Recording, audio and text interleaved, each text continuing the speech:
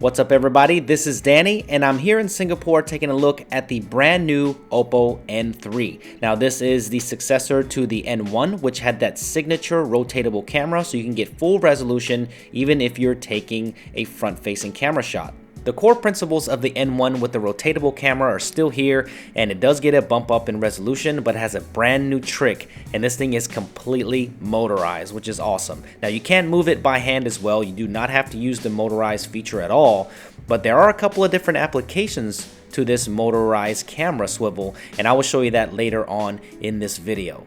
The design language is pretty much the same as the N1. You get the nice chamfered edges still, you get that nice industrial grade aluminum alloy frame, which makes it feel very solid and sturdy in the hand. But the 3.5mm headphone jack is on the right hand side along with the volume rocker switch, and on the opposite side you'll find the power button, and you'll also find the dual SIM card slot, and one of them actually doubles as the SD card expansion, expandable up to 128GB. The bottom now has a see-through lip, which has a purpose because the skyline notification lives there, so even if you have your phone flipped upside down, you will be able to see that pulsing light. Now on the back, there used to be a square on the N1 which had a touch panel, but that is no longer there. Now it is replaced with a button, and that button actually doubles as a fingerprint scanner, and you can put up to 5 different fingerprints if you want to, and since it is a physical button, you can actually unlock the phone with it and control the camera features. So here is a quick example. You can control the motorized portion of the camera with this back gesture button area. The display on the N3 is a 5.5-inch 1080p display with 403 pixels per inch, and it is covered by Gorilla Glass 3. And on first impressions, I really like the display. I think it's nice and bright, it's got great color replication, decent contrast, and it's got great viewing angles as well. So pretty much typical of what most Oppo devices are like. The Find 7 had a great display as well, and so did the N1. So this one is traditional, it does not disappoint on the display side. The N3 is being powered by the Snapdragon 801 processor that is clocked at 2.3 GHz with 2 GB of RAM, 32 GB of internal storage as well, running Android 4.4.4 with ColorOS 2.0. Since this is a camera-centric device, let's take a look at some of the software and features on the N3. Now this is very similar to the software that we've seen on Oppo devices before, but the most standout feature here is Auto Panorama. You just hit that button once and you watch that rotating camera go to work, and this is pretty amazing. It takes a very smooth panorama all the way around, so if you're one of these panorama fans, you're gonna love this feature. Look at how smooth it is, and it's working great here looking at this Singapore landscape.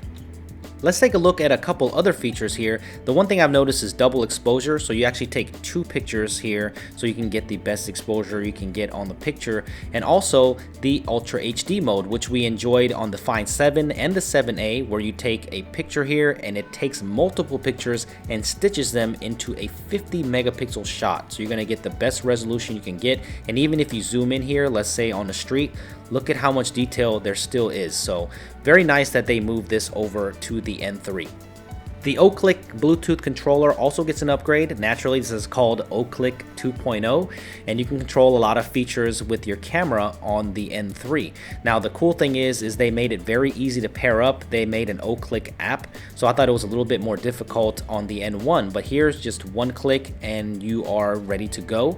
And you can control the rotating camera portion, of course, by pushing up. It rotates very slowly, but if you actually click on it on each side over here, then you can flip the camera very fast. So if you are using this as a remote shutter, you can. So if you have this somewhere else, you can control the shutter with that Oclick 2.0. So these two combined, then you can step up your selfie game and you will be a complete selfie boss. So what do you guys think about the Oppo N3? I think this is a great progression from the N1. Everything is upgraded here, and that motorized camera portion is very, very cool.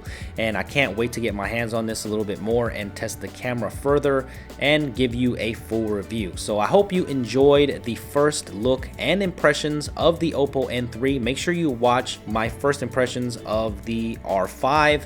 That is the thinnest smartphone in the world right now. So let me know what you guys think and leave a comment in the comment section below. And make sure you subscribe to my channel if you're new to the channel.